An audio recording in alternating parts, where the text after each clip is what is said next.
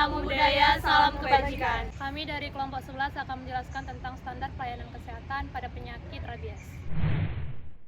Saya Muhammad Angga Pratama dengan NIM 22.197. Nama saya Dugito Ananda dengan NIM 22.244. Saya Angelin Prisondo Situmorang dengan NIM 22.211. Saya Dameria Manurung dengan NIM 22.236. Saya Lia Besapertina Manurung dengan NIM 22.209. Saya Kristina Rinas Menulang dengan NIM 22.180. Saya Elizabeth Serlita Cantika Daily dengan NIM 22.245. Selamat menyaksikan. Sebelum kita masuk kepada standar pelayanan penyakit rabies, ada baiknya kita mengetahui apa itu penyakit rabies. Rabies yang sering juga disebut dengan penyakit anjing gila adalah suatu penyakit infeksi akut pada susunan saraf pusat yang disebabkan oleh virus rabies. Penyakit ini bersifat zoonotik, yaitu penyakit yang dapat ditularkan dari hewan ke manusia melalui gigitan hewan yang penular rabies. Penyakit ini telah dikenal sejak berabad-abad yang lalu dan merupakan penyakit yang menakutkan bagi manusia karena penyakit ini berpotensi untuk terjadinya kematian. Penyakit ini menyebabkan penderita tersiksa oleh rasa haus namun sekaligus takut kepada air atau hidrofobia. Rabies bersifat fatal baik untuk hewan maupun manusia. Hampir seluruh pasien yang menunjukkan gejala rabies atau encephalomyelitis akan diakhiri dengan kematian. Sampai saat ini, belum ada pengobatan yang efektif untuk menyembuhkan rabies, namun penyakit ini dapat dicegah melalui penanganan kasus gigitan hewan penular rabies atau GHPR sedini mungkin. Kasus rabies di Indonesia pertama kali dilaporkan oleh Esser tahun 1884 pada seekor kerbau, kemudian oleh Pening tahun 1889 pada seekor anjing, dan oleh Eileris Dezan tahun 1894 pada manusia. Semua kasus terjadi di Provinsi Jawa Barat dan setelah itu rabies terus menyebar ke daerah Indonesia lainnya. Hingga saat ini 25 provinsi tertular rabies dan hanya 9 provinsi di Indonesia yang masih tetap bebas rabies, yaitu Nusa Tenggara Barat, Papua, Papua Barat, Bangka Belitung, Kepulauan Riau, DKI Jakarta, Daerah Istimewa Yogyakarta, Jawa Tengah, dan Jawa Timur. Provinsi Kalimantan Barat sebenarnya telah berhasil mencapai bebas rabies berdasarkan keputusan Menteri Pertanian nomor 885/KPTS/PD 620/8/2014 tentang pembebasan rabies Provinsi Kalimantan Barat tanggal 14 Agustus 2014. Namun, pada tanggal 19 Oktober 2014, dilaporkan terjadi kasus kematian akibat rabies pada manusia di Kecamatan Jelai Hulu, Kabupaten Ketapang. Berdasarkan data Kemenkes, dalam 5 tahun terakhir, 2011 sampai 2015, jumlah rata-rata kasus gigitan hewan penular rabies per tahun adalah 78.413 kasus, dengan rata-rata sebanyak 63.534 kasus mendapatkan vaksin anti rabies atau VAR. Baik, saya akan menjelaskan etiologi. Agen penyebab rabies adalah virus dari genus Lyssavirus dan termasuk ke dalam famili Rhabdoviridae. Virus ini bersifat neotropik, berbentuk menyerupai peluru dengan panjang 130 sampai dengan 300 nanomilimeter dan diameter 70 nanomilimeter. Virus ini terdiri dari inti RNA, ribonucleic acid. Rantai tunggal diselubungi lipoprotein. Pada selubung luar terdapat tonjolan yang terdiri dari glikoprotein G dan berperan penting dalam timbulnya imunitas oleh induksi vaksin dan penting dalam identifikasi serologi dari virus rabies. Virus rabies dapat bertahan pada pemanasan dalam beberapa waktu lama. Pada pemanasan suhu 56 derajat Celcius, virus dapat bertahan selama 30 menit dan pada pemanasan kering mencapai suhu 100 derajat Celcius. Masih dapat bertahan selama 2 sampai hingga 3 menit di dalam air liur dengan suhu udara panas dapat bertahan selama 24 jam. Cara penularan dan masa inkubasi virus rabies. Cara penularan virus rabies yaitu melalui gigitan dan non-gigitan seperti goresan cakaran dan jilatan pada hewan yang terinfeksi.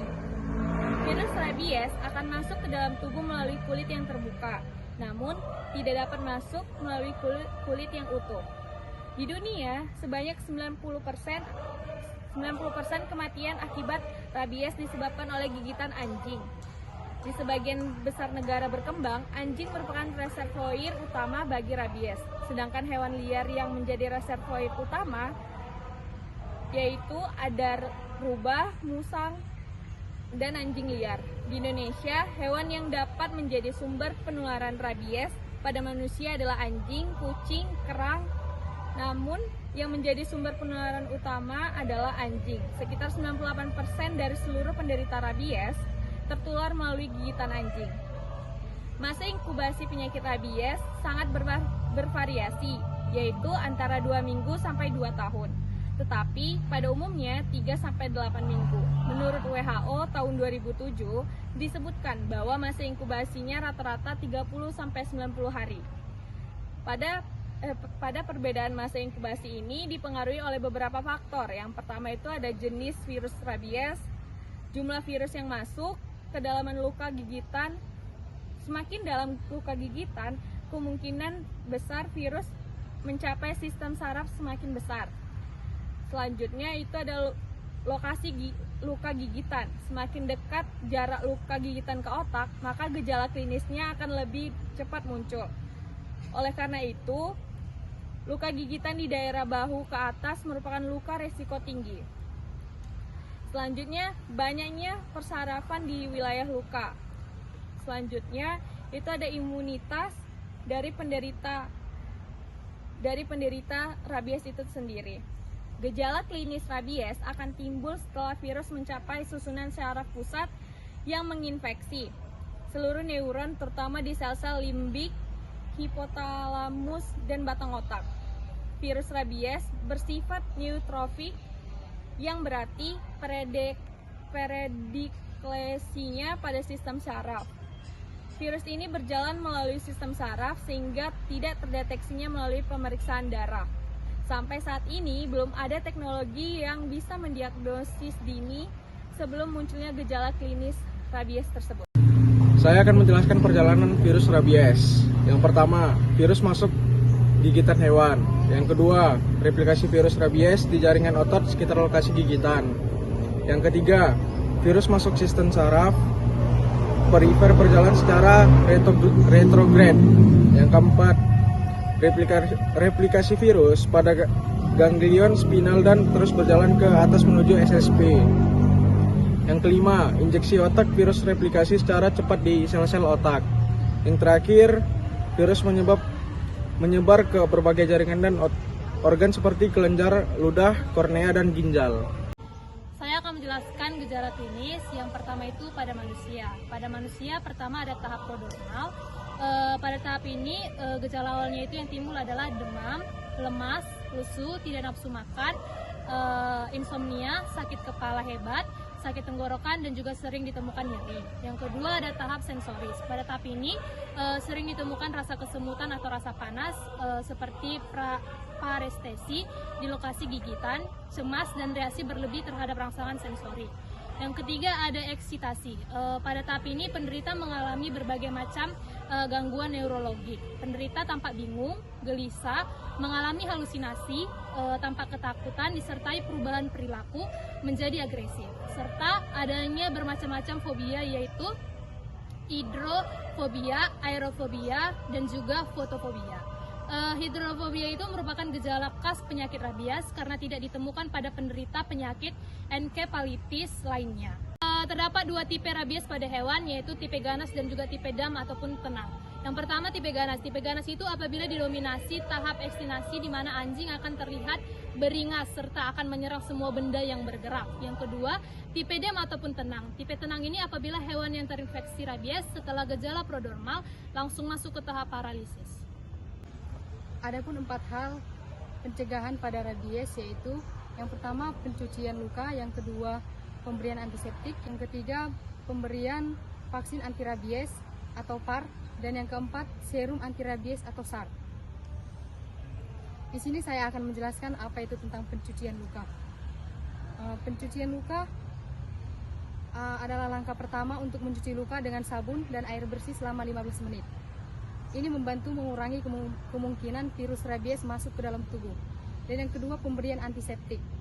Setelah pencucian luka, pemberian antiseptik seperti alkohol atau betadin dapat membantu mengurangi resiko infeksi sekunder.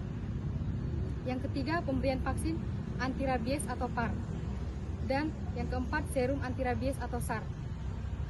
Di sini pentingnya dalam mencegah rabies, PAR digunakan untuk merangsang sistem kekebalan tubuh untuk melawan virus rabies, sedangkan SAR mengandung antibodi yang langsung melawan virus. Pemberian PAR dan SAR biasanya dimulai secepat mungkin setelah digigit oleh hewan yang dicurigai atau terinfeksi rabies. Lalu, bagaimana apabila kita sudah terlanjur tergigit oleh hewan yang berpotensi menularkan rabies? Berikut ini adalah langkah-langkah pertama atau pertolongan pertama yang dapat dilakukan jika Anda terkena gigitan hewan yang berpotensi untuk menularkan rabies. Yang pertama, jika luka terletak di bagian sini, maka pastikan kita mencuci luka dengan air yang mengalir, harus air yang mengalir supaya virus pun bergerak ke bawah. Tidak boleh di baskom agar virus tidak stuck di situ-situ saja. Dan membersihkannya harus menggunakan sabun di area yang terkena luka. Seperti ini kira-kira. Hal ini terus diulangi sampai 10 atau 15 menit dan di air yang mengalir.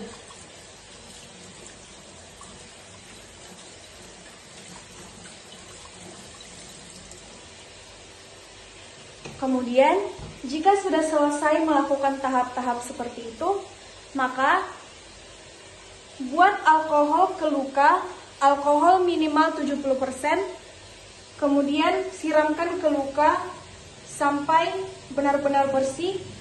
Kemudian jika sudah membuat alkohol ke luka, bawalah pasien yang terkena gigitan rabies ke fasilitas kesehatan terdekat. Kemudian fasilitas kesehatan akan memutuskan apa yang akan dilakukan tindakan kepada pasien. Biasanya, apabila hewan tersebut benar-benar rabies, akan dilakukan vaksinasi sebanyak 4 kali. Lalu ada pula tata laksana kasus gigitan yang memiliki riwayat pemberian vaksin anti rabies lengkap. Pada saat pemberian vaksin anti rabies, perlu ditelusuri apakah penderita luka gigitan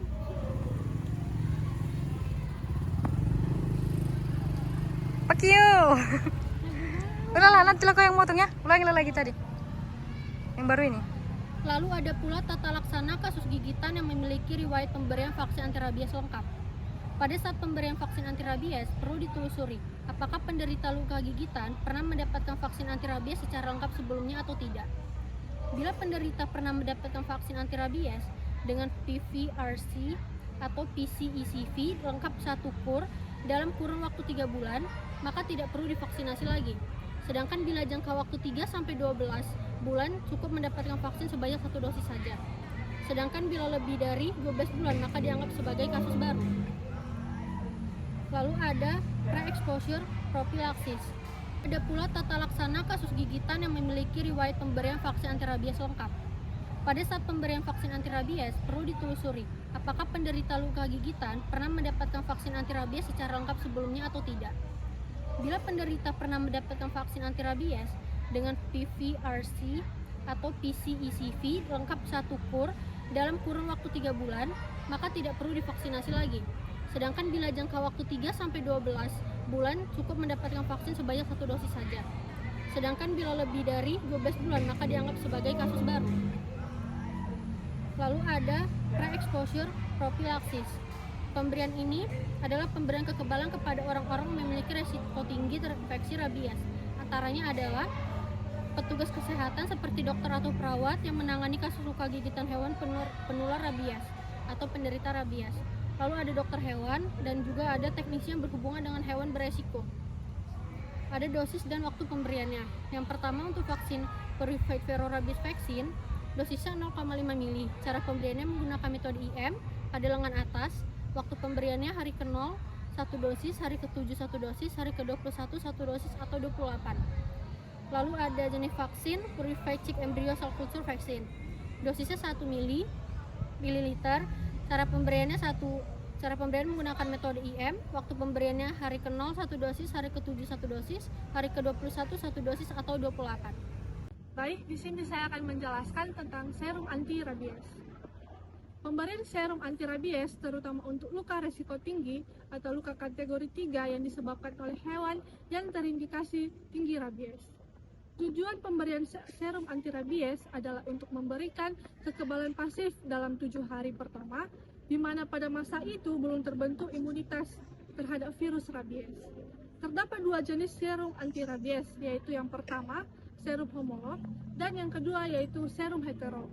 Dan saya akan menjelaskan tentang penanganan penderita virus rabies. Yang pertama, penderita tersangka rabies segera dirujuk ke rumah sakit.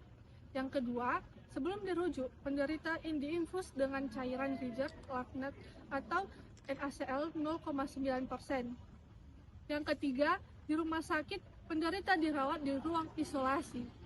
Yang keempat, tindakan medis dan pemberian obat-obatan simptomatis dan suportif termasuk antibiotika bila diperlukan. Yang kelima, untuk menghindari adanya kemungkinan penularan dari penderita, maka sewaktu menangani penderita rabies, hendaknya dokter dan para medis memakai sarung tangan, kacamata, dan masker, serta melakukan fiksasi penderita di tempat tidurnya. Dan yang terakhir, yang keenam, jika petugas medis atau para medis yang merawat penderita rabies belum pernah mendapat vaksin anti rabies dan tidak memakai alat pelindung diri, kemudian terkena muntahan atau saliva dari penderita pada kulit terbuka atau mukosa atau mulut, maka disarankan untuk mendapatkan tata laksana pencegahan rabies. Sekian video kami tentang standar pelayanan untuk penyakit rabies. Jika ada kesalahan, mohon dimaafkan. Semoga video ini bermanfaat. Assalamualaikum warahmatullahi wabarakatuh. Shalom, Om Swastiastu, Namo Buddhaya, salam kebajikan.